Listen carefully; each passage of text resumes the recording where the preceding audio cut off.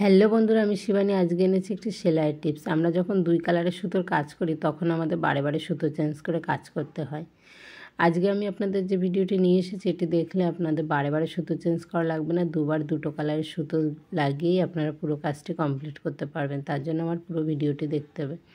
দেখুন, আমি প্রথমে লাল সুতোর কাজ করে নিয়েছি। এখানে লাল সুতো প্যান্টের সমস্ত কাজ করে নিয়েছি।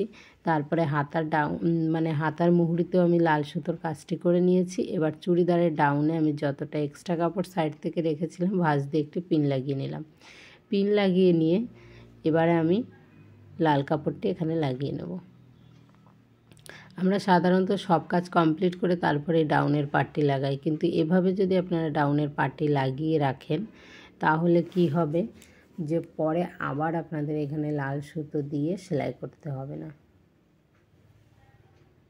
আর এখানে যেহেতু যতটা কাপড় আমার এক্সট্রা রেখেছি আমি পিন লাগিয়ে নিয়েছি, সেজন্য আমার এখানে কোনো অসুবিধা হবে না। পরে সাইড থেকে আমি কালো সুতো দিয়ে পুরো কাজটি কমপ্লিট করতে পারবো।